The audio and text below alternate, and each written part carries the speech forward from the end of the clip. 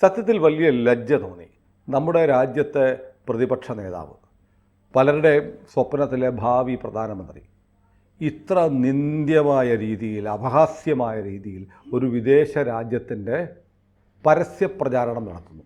DJI drone made in China. This is what's going to be at the heart of all robotics. This is what's going to be at the heart of drones. This is what's going to be at the heart of submarines. This is going to be at the heart of toys, warfare, everything. And I heard the Prime Minister say we are going to be number one in AI. It's complete junk. Rahul Gandhi ഇന്നലെ ഒരു പെട്ടി തുറക്കുന്നു, അതിൽ നിന്ന് drone എടുക്കുന്നു. കണ്ടില്ലേ, ഇത് Chinese നിർമ്മിത ഡ്രോണാണ്, ഇത് ഏറ്റവും മികച്ചതാണ്. ഇന്ത്യൻ ആർമിക്ക് എന്തുകൊണ്ട്, ഇന്ത്യൻ സൈന്യത്തിന് എന്തുകൊണ്ട് ചൈനീസ് സാധനം വാങ്ങിച്ചുകൂടാ? നമ്മൾ ചൈനീസ് പാർട്സ് ഉപയോഗിക്കുന്ന ഡ്രോണുകൾ വരെ നമ്മൾ ഉപേക്ഷിക്കുക.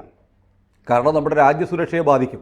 ചൈനയുടെ ഡ്രോണുകളൊക്കെ ഉപയോഗിച്ചാൽ നമ്മുടെ രഹസ്യങ്ങൾ ചോർന്നു പോകും. നമ്മുടെ മൊബൈൽ പോലും നമ്മുടെ രഹസ്യങ്ങൾ ചൈനയിലേക്ക് ചോർത്തുന്നു എന്നിരിക്കുകയാണ് ഈ പപ്പു മോൻ ഇങ്ങനെ പരസ്യമായി ചൈനീസ് സാധനങ്ങളാണ് മികച്ചതെന്ന് പറയുന്നത്. ഇതിനൊരു മറുപടി വന്നിട്ടുണ്ട്.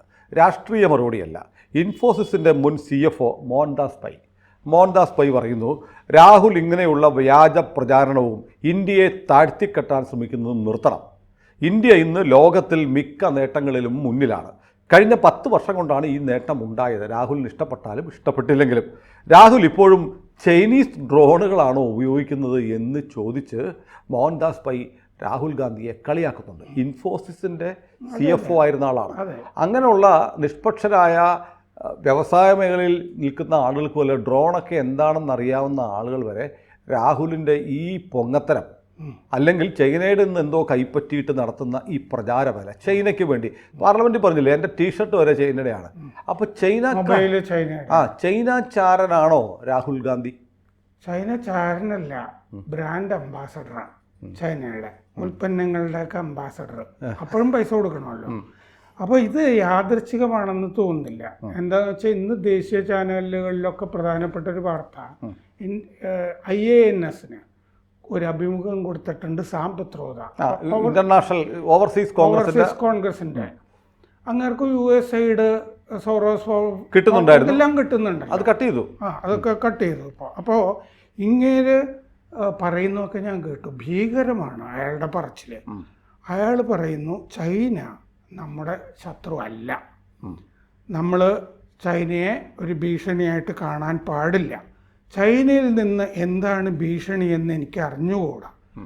ചൈനയിൽ നിന്ന് നമുക്ക് ഭീഷണി ഉണ്ട് എന്നുള്ളത് ഊതി വീർപ്പിച്ചിട്ടുള്ള ഒരു വസ്തുതയാണ്. അങ്ങനൊരു സംഭവമേ ഇല്ല.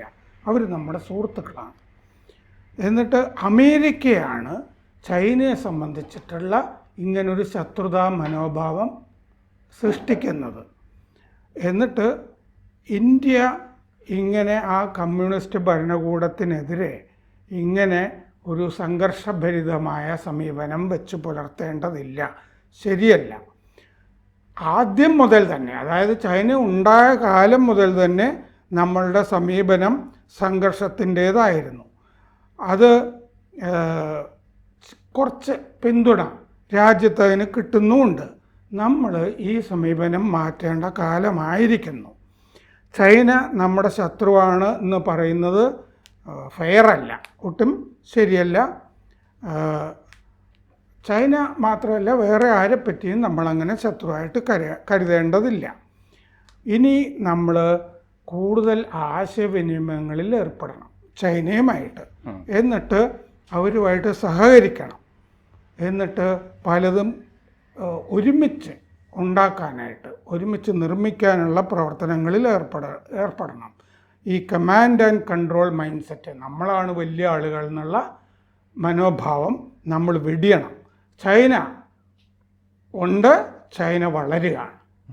അല്ല, ഈ രാഹുലിൻ്റെ തള്ളയുടെ അമ്മായിയമ്മയുടെ അപ്പൻ നെഹ്റു ചൈനക്കാർക്ക് കേരളത്തിൻ്റെ വലിപ്പമുള്ള 38,000 ചതുരശ്ര കിലോമീറ്റർ വലിപ്പമുള്ള അക്സൈറ്റിൻ ഫ്രീ ആയിട്ട് കൊടുക്കും. അതുപോലെ എന്തെങ്കിലുമൊക്കെ വേണമെങ്കിൽ അരുണാചലോ ഒക്കെ ചൈനയ്ക്ക് അങ്ങോട്ട് കൊടുത്തിട്ട് ചൈനയുമായിട്ട് സൗഹൃദം ഉണ്ടാക്കണമെന്നായിരിക്കും ഈ വൃത്തികെട്ടവന്മാർ, രാജ്യദ്രോഹികൾ പറയുന്നത്. പിന്നെ ഈ ഫ്രെയിം ഡേബൺ എന്ന് പറയുന്നത് എങ്ങനെയാണ് ശരിയാവുക? ജവഹർലാൽ നെഹ്റു കമ്മ്യൂണിസ്റ്റുകാരനാണല്ലോ. ജവഹർലാൽ നെഹ്റു ഇന്ത്യ ചീന ഭായ് ഭായ് എന്ന് പറഞ്ഞല്ലേ നടന്നിരുന്നത്. അതെ. ബാന്തുങ് ഉച്ചകോടി എന്ന് പറഞ്ഞ ഒരു സംഭവം ഈ പിത്രോദ കേട്ടിട്ടില്ലേ? ബാന്തുങ് ഉച്ചകോടിയിൽ പോയിട്ടല്ലേ ഈ പഞ്ചശീല തത്വങ്ങൾ ഒപ്പിടുന്നത്. എന്നിട്ട് ആ കാലത്ത് ചൗവൻ ലയയെ ആരോ തട്ടിക്കളയും എന്ന് പറഞ്ഞിട്ട് CIAയോ മറ്റോ തട്ടിക്കളയും എന്ന് പറഞ്ഞിട്ട് ചൗവൻ ലയ അവരുടെ വിമാനത്തിൽ സഞ്ചരിക്കേണ്ടതെന്ന് പറഞ്ഞിട്ട് നെഹ്റു നമ്മുടെ ഒരു വിമാനം അയച്ചു കൊടുക്കുകയൊക്കെ ചെയ്തിരുന്നു ആ കാലത്ത്. ഇപ്പം ആളുകളൊന്നും ഓർക്കുന്നുണ്ടാവില്ല. വധശ്രമം നടക്കുന്നു എന്ന് പറഞ്ഞിട്ടേ വിമാനം മാറ്റിക്കളഞ്ഞു. നമ്മൾ ഈ ഉച്ചകോടി സമയത്താണ് അത് നടക്കുന്നത്. ഇങ്ങനെ ചൈനയുടെ കൂടെ നടന്നിട്ട് പക്ഷേ ഒരു നിർണായക ഘട്ടം വന്നപ്പോൾ ചൈന നമുക്കിട്ട് പണി നെഹ്റുവിനിട്ട് പണി കൊടുത്തു. 1962 ഒക്ടോബറിൽ ഇന്ത്യയെ ആക്രമിച്ചു. അപ്പോൾ ഫ്രം ഡേ 1 പിത്രോദ പറയുന്നത് എന്തായാലും ശരിയല്ല. അപ്പം ചൈനയുടെ കൂടെ നടന്നാണ്. മാത്രമല്ല സർദാർ KM പണിക്കരെ അവിടെ സ്ഥാനപതിയാക്കി വിട്ടിട്ട് പട്ടേലിന് ഇഷ്ടപ്പെട്ടില്ല. സർദാർ KM പണിക്കരുടെ മകള് ദേവകി പണിക്കർ ഇവിടുത്തെ കമ്മ്യൂണിസ്റ്റ് പാർട്ടിയുടെ സെക്രട്ടറി MN ഗോവിന്ദൻ നായരെയാണ് വിവാഹം ചെയ്തിരുന്നത്. അപ്പോൾ ഞാൻ കണ്ട ചൈന എന്ന് പറഞ്ഞിട്ട് ഒരു പുസ്തകമൊക്കെ എഴുതുകയൊക്കെ ചെയ്തിരുന്നു. അപ്പോൾ സർദാർ KM പണിക്കർ ഒരു പ്രോ ചൈന ആറ്റിറ്റ്യൂഡാണ് എടുത്തിരുന്നത് ഇങ്ങോട്ടുള്ള കത്തുകളിലൊക്കെ. പിന്നെ ഇവിടുന്ന് അങ്ങോട്ട് കൊടുക്കുന്ന അവരോട് പറയണം എന്ന് പറഞ്ഞിട്ട് അയക്കുന്ന സന്ദേശങ്ങളൊക്കെ സർദാർ KM പണിക്കർ മറച്ചു വെക്കുമായിരുന്നു അവിടെ അറിയിക്കാതെ. അപ്പോൾ പട്ടേലുമായിട്ട് വലിയ തർക്കമൊക്കെ പണിക്കർക്ക് ഉണ്ടായി. പിന്നെ പണിക്കർ ആ തർക്കം സഹിക്കാൻ പറ്റാതെ പിന്നെ പണിക്കർ അവിടെ നിന്ന് മാറ്റുക. എൻ്റെ ഓർമ്മ ഈജിപ്തിലേക്ക് മാറ്റിയെന്നാണ്. അപ്പോൾ അവിടെ പോയിട്ട് ചൈനയുടെ ആളായിട്ട് മാറി ചാരനായിട്ട് ഇങ്ങനെ മാറി. ആ സമയത്ത് ഇവർ ദേവകി പണിക്കർ സന്ദർശനം നടത്തി. ആളുകൾ തമാശക്ക് പറയാറ് എന്നെ കണ്ട ചൈന എന്ന് പറഞ്ഞ ഒരു പുസ്തകം എഴുതിയെന്നാണ്. ഞാൻ കണ്ട ചൈന, എന്നെ കണ്ട ചൈന. അതെ. എന്നിട്ട് ഇവിടെ വന്നിട്ട് തിരിച്ചു വന്നിട്ട് ചൈന മഹത്തായ രാജ്യമാണ് എന്ന് പറഞ്ഞിട്ട് പ്രസംഗ പര്യടനമൊക്കെ നടത്തുകയൊക്കെ ചെയ്തിരുന്നു. ഈ ചങ്കിലെ ചൈന എന്ന് എഴുതി പറഞ്ഞിരുന്ന ആളിപ്പോൾ ക്യൂബ കാണാൻ പോയിട്ടുണ്ട്. എന്തിലെ ക്യൂബ എന്ന് എഴുതുമോ? അപ്പോൾ ഈ 2023 മാർച്ചിൽ കേംബ്രിഡ്ജ് ജഡ്ജ് ബിസിനസ് സ്കൂളിൽ പോയിട്ട് രാഹുൽ ഗാന്ധി പറഞ്ഞിരുന്നു ഫോർ അസ്പയറിങ് ന്യൂ സൂപ്പർ പവർ എന്ന് ചൈനയെ പറ്റി പറഞ്ഞിരുന്നു. ചൈന എപ്പോഴും സാമൂഹിക മൈത്രി ആഗ്രഹിക്കുന്ന രാജ്യമാണ് എന്ന് ചൈനയെ പ്രവർത്തിച്ചിരുന്നു. പിന്നെ ബെൽറ്റ് ആൻഡ് റോഡ് ഇനീഷ്യേറ്റീവ് ഉണ്ടല്ലോ, ഈ നല്ല പ്രകൃതി വിഭവങ്ങളുള്ള രാജ്യങ്ങളെയൊക്കെ കടക്കണിയിലാക്കി കൊടുക്കുന്ന അടിസ്ഥാന സൗകര്യ വികസന പരിപാടിയാണ് BRI, belt and road initiative എന്ന് പറഞ്ഞിട്ട്. ആഫ്രിക്കയിലുമൊക്കെ നല്ല ധാതു വിഭവങ്ങളൊക്കെ ഉള്ള സ്ഥലത്തൊക്കെ ചൈനയ്ക്ക് കൊള്ളയടിക്കാനുള്ള പരിപാടി നേപ്പാളിന് കൊടുക്കുക, പാകിസ്ഥാന് കൊടുത്തിട്ടുണ്ട്. എല്ലാം പ്രകൃതി വിഭവങ്ങൾ കൊള്ളയടിച്ചുകൊണ്ട് പോകുക. എല്ലാം മറ്റേ കുത്തുപാള എടുത്തിട്ടുമുണ്ട് ഈ രാജ്യങ്ങൾ മുഴുവൻ. ഈ ബെൽറ്റ് ആൻഡ് റോഡ് ഇനീഷ്യേറ്റീവ് അതിനെ പ്രകീർത്തിച്ചു രാഹുൽ ഗാന്ധി. പിന്നെ ദ പ്രിന്റ് എന്ന് പറഞ്ഞ ഓൺലൈൻ മാസിക ഉണ്ടല്ലോ, അതിൻ്റെ ലേഖിക ശ്രുതി കപിലയായിട്ട് 2022 സംസാരിക്കുമ്പോൾ ഈ ബെൽറ്റ് ആൻഡ് റോഡ് ഇനീഷ്യേറ്റീവിനെ പ്രകീർത്തിച്ചു. ചൈനയുടെ ആഗ്രഹം മറ്റ് രാജ്യങ്ങളും വളരണമെന്നാണ്, ഐശ്വര്യ സമൃദ്ധമാകണമെന്നാണെന്നൊക്കെ രാഹുൽ ഗാന്ധി അതിൽ പറഞ്ഞിരുന്നു. ലഡാക്കിൽ 2023 ചെന്നപ്പോൾ പര്യടനം നടത്തുകയാണ് രാഹുൽ ഗാന്ധി പറയുകയാണ് ലഡാക്കിൽ ഒരു ഇത്തിരി ഈ ആടുകളൊക്കെ മേയുന്ന സ്ഥലം മാത്രമാണ് ചൈന പിടിച്ചിരുന്നത്. 2022 മെയ്യിൽ ബ്രിട്ടനിൽ പോയപ്പോൾ രാഹുൽ ഗാന്ധി പറഞ്ഞു Ladakh is to China what Ukraine is to Russia എന്ന് പറഞ്ഞു. ലഡാക്ക് ചൈനയുടെ ഭാഗമാണെന്നല്ലേ ഇതിൻ്റെ? അതെ അതെ. അത് മാത്രമല്ല, നേരത്തെ പറഞ്ഞില്ലേ 38,864 ചതുരശ്ര കിലോമീറ്ററാണ് കേരളത്തിൻ്റെ വിസ്തൃതി. അതിൽ 38,000 ചതുരശ്ര കിലോമീറ്റർ ഉള്ളതാണ് അക്സായ് ചെയിൻ. അത് എങ്ങനെ ചൈനയ്ക്ക് കിട്ടി എന്നതിനെക്കുറിച്ച് ഈ രാഹുൽ ഒരക്ഷരം വേണ്ടിയിട്ടില്ല.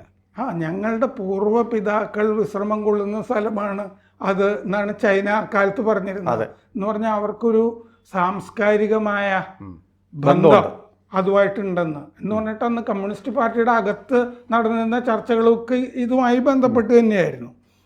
ഇത് 2020 രാജീവ് ഗാന്ധി ഫൗണ്ടേഷൻ്റെ ഈ സാമ്പത്തിക സഹായം കിട്ടിയതിനെ പറ്റിയൊക്കെ വിവരം വന്നു. അതാണ് ഞാൻ ചോദിക്കാൻ വന്നതാണ്. എന്തുകൊണ്ടാണ് രാഹുൽ ഗാന്ധി ഇങ്ങനെ ആയതുകൊണ്ടാണല്ലോ സാം പിത്രോദ ഇങ്ങനെ ആവുന്നത്, അതുകൊണ്ടാണല്ലോ കോൺഗ്രസ് ഇങ്ങനെ ആവുന്നത്. പാകിസ്ഥാൻ ചാരബന്ധം ഗൊഗോയുടെ നമ്മളിപ്പോൾ സംസാരിച്ചു കഴിഞ്ഞു.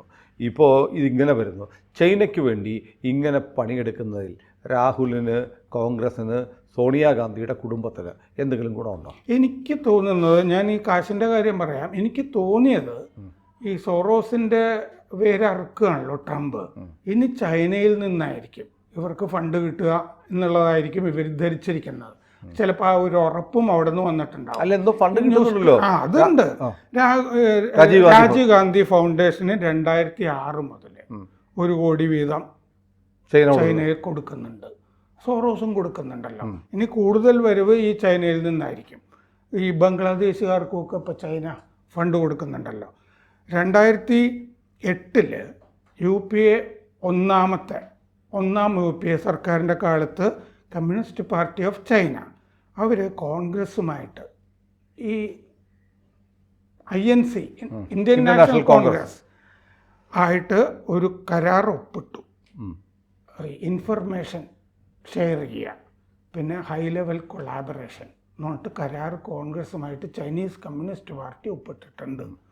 അപ്പോൾ അങ്ങനെ MOU വെച്ചിട്ട് ഈ ഉഭയകക്ഷി ബന്ധങ്ങളിൽ 2 പാർട്ടികളും തമ്മിൽ കൺസൾട്ടേഷൻ എപ്പോഴും നടത്തിക്കൊണ്ടിരിക്കണമെന്ന് MOUയിൽ പറഞ്ഞിട്ടുണ്ട്. രാഹുലും പ്രിയങ്കയും ഈ 2005 മുതൽ രാജീവ് ഗാന്ധി ഫൗണ്ടേഷൻ്റെ ട്രസ്റ്റുകളാണ്. സോണിയാഗാന്ധിയാണ് അതിൻ്റെ ചെയർപേഴ്സൺ. അപ്പോൾ അതിനാണ് ചൈന പൈസ കൊടുത്തുകൊണ്ടിരിക്കുന്നത്. പിന്നെ രാഹുൽ ഗാന്ധി നമ്മുടെ ഡോക്ലാം സംഘർഷം ഉണ്ടായ സമയത്ത് 2017 രഹസ്യമായിട്ട് ചൈനയുടെ സ്ഥാനപതി ഇവിടുത്തെ ലുവോ ഷഹുയിയെ പോയി കണ്ടിരുന്നു. സ്ഥാനപതി കാര്യാലയത്തിൽ പോയി കണ്ടിരുന്നു. രഹസ്യമായിട്ടാണ് സന്ദർശനം നടത്തിയതെങ്കിലും രാഹുൽ കരുതുന്നു അവർ പത്രക്കുറിപ്പ് നടത്തി. പക്ഷെ നമ്മുടെ ഇന്റലിജൻസ് അറിയാം, അതൊക്കെ അറിയാം. സാധാരണഗതിയിൽ അങ്ങനെ ചെയ്യുമ്പോൾ കേന്ദ്രത്തിനോട് പറഞ്ഞിട്ട് അനുമതി മേടിച്ചിട്ട് പോകണം എന്നൊക്കെയാണ് പ്രോട്ടോക്കോളിൽ പറയുന്നത്. 2018 സെപ്റ്റംബറിൽ കൈലാസ് മാനസ സരോവർ സന്ദർശനത്തിന് രാഹുൽ ഗാന്ധി പോയപ്പോൾ ചൈനീസ് മന്ത്രിമാരെയും രഹസ്യമായിട്ട് കണ്ടിരുന്നു. അപ്പോൾ ചൈനീസ് ബന്ധം രാഹുൽ ഗാന്ധിയുടെ 2006 മുതൽ പ്രകടമായിട്ടുണ്ട്. തൊട്ട് കിട്ടുന്നുണ്ടാവുന്നേ. കാശ് കിട്ടിയാൽ പെറ്റ തള്ളയും വിൽക്കുന്ന ചില ആളുകളുണ്ട്. ആ തരത്തിലേക്ക് നമ്മുടെ രാഷ്ട്രീയത്തിലെ ചില ആളുകൾ മാതൃഭൂമിയെ വിൽക്കുന്ന തരത്തിലേക്ക് മാറിയിരിക്കുന്നു. നമ്മൾ ഒരു കാര്യം പറയാതെ വയ്യ. ചൈന നമ്മുടെ സുഹൃത്താണെന്ന് നമ്മൾ എങ്ങനെയാണ് പറയുക? ഇപ്പോൾ അരുണാചൽ പ്രദേശിൽ അതിർത്തിയുടെ അപ്പുറത്ത് ലോകത്തിലെ ഏറ്റവും വലിയ ഡാം പണിതുകൊണ്ടിരിക്കുകയാണ് ചൈന. പണി നടക്കുകയാണ്. നമുക്ക് ഈ വേനൽക്കാലത്ത് നമ്മുടെ നാട്ടിൽ വരൾച്ച ഉണ്ടാവുക, ഇന്ത്യയിൽ. ഇത് ബ്രഹ്മപുത്രയുടെ പേര് ടിബറ്റിൽ വേറെ, സിയാങ് എന്നാണ് അരുണാചൽ പ്രദേശിൽ. ആസാമിൽ വരുമ്പോഴാണ് ബ്രഹ്മപുത്ര. ഇത് ടിബറ്റിൽ ഉത്ഭവിച്ച് ഇങ്ങോട്ട് വരികയാണ്. 1000 കിലോമീറ്റർ സഞ്ചരിച്ച് വരുന്നു. ആ ബ്രഹ്മപുത്രയിലാണ് അവിടെ ഡാം കിട്ടുന്നത്. അപ്പോൾ മൺസൂൺ കാലത്ത് ഇവിടെ മുഴുവൻ വെള്ളപ്പൊക്കമായിരിക്കും ആ ഡാം കാരണം. അതുപോലെ 35,000 കോടിക്കോ മറ്റുമാണ് ഇത് പണിയുന്നത്. ജലവൈദ്യുത പദ്ധതിയാണ്. മൾട്ടിപ്പിൾ പ്രോജക്ട്സ് ആ ഒരുമിച്ചൊരു ശ്രേണിയാണ്, അണക്കെട്ടുകളുടെ ശ്രേണി ആണ്. അപ്പം നമ്മളും ഇവിടെ പണിയാൻ ശ്രമിക്കുന്നുണ്ട് അരുണാചലിൽ തന്നെ. അപ്പോൾ ഇപ്പോൾ അവിടുത്തെ പഴയ തീവ്രവാദികളൊക്കെ പിടിച്ചിട്ട് ഒരു ആൻ്റണി എന്ന് പറഞ്ഞൊരാൾ ജയിലിൽ കിടപ്പുണ്ടായിരുന്നു. അയാൾ പുറത്തിറങ്ങി ഒരു റെസ്റ്റോറൻറ്റ് നടത്തുന്നുണ്ടായിരുന്നു ഇറ്റാനഗറിൽ. അയാൾ പിടിച്ചിട്ട് ഇപ്പോൾ ഒരു സേന ഉണ്ടാക്കിയിട്ടുണ്ട്, പരിസ്ഥിതി സേന. ഈ ഡാം ഇന്ത്യ ഇവിടെ ഡാം നിർമ്മിക്കരുത്, അത് മറ്റേ ജനങ്ങൾക്ക് മുഴുവൻ കുഴപ്പം വരുത്തി വയ്ക്കും, അവിടെ മുഴുവൻ വെള്ളപ്പൊക്കമായിരിക്കും, കൃഷി നശിച്ചു പോകുമെന്ന് പറഞ്ഞിട്ട് ഇവിടെ ഒരു സേന വെച്ചിരിക്കുകയാണ്. അതും ചൈനയാണ്. ചൈന അതിന്റെ അപ്പുറത്ത് രാഹുൽ ഗാന്ധിയുടെ മനസ്സറിവ് ഉണ്ടാവും. ഭൂട്ടാൻ്റെ അപ്പുറത്ത് നിന്ന് സെറ്റിൽമെൻറ്റുകൾ മലയുടെ മുകളിലൊക്കെ ഉണ്ടാക്കിയിട്ട് ആ സിലിഗുരി കോറിഡോറിൻ്റെ അപ്പുറത്ത് നമുക്ക് ഭീഷണിയായിട്ട് നിൽക്കുകയാണ്. ലഡാക്കിൽ ഭീഷണി, പാകിസ്ഥാൻ, അഫ്ഗാനിസ്ഥാൻ, നേപ്പാൾ, നമ്മുടെ അയൽ രാജ്യങ്ങളൊക്കെ, ശ്രീലങ്ക ഉൾപ്പെടെ, ഇതൊക്കെ മറ്റേ മാലദ്വീപിലും കയറിപ്പണതല്ലേ ചൈന. അയൽവക്കത്ത് മുഴുവൻ ആ ചൈനയാണ് രാഹുൽ ഗാന്ധി പ്രകീർത്തിക്കുന്നത്. ചൈനയിലുള്ള ബ്രാൻഡ് അംബാസഡറെ പോലെ ചൈനയുടെ പ്രൊഡക്റ്റുകൾ വിൽക്കാൻ, ചൈനയുടെ ആശയങ്ങൾ വിൽക്കാൻ, ആ കൂട്ടത്തിൽ മാതൃരാജ്യത്തെയും വിൽക്കാൻ ഇന്ത്യയുടെ പ്രതിപക്ഷ നേതാവ് അനുദിനം ശ്രമിച്ചുകൊണ്ടിരിക്കുന്നു എന്നാണ് ഇപ്പോൾ ഏറ്റവും പുതിയ ഈ വിവാദം, ഈ വീഡിയോ ഒക്കെ നമ്മളെ ബോധ്യപ്പെടുത്തുന്നത്. കൂടുതൽ വാർത്തകളും വിശേഷങ്ങളും നിങ്ങളിലേക്ക് എത്താൻ ABC മലയാളം സബ്സ്ക്രൈബ് ചെയ്യുക, ബെൽ ബട്ടണും അമർത്തുക.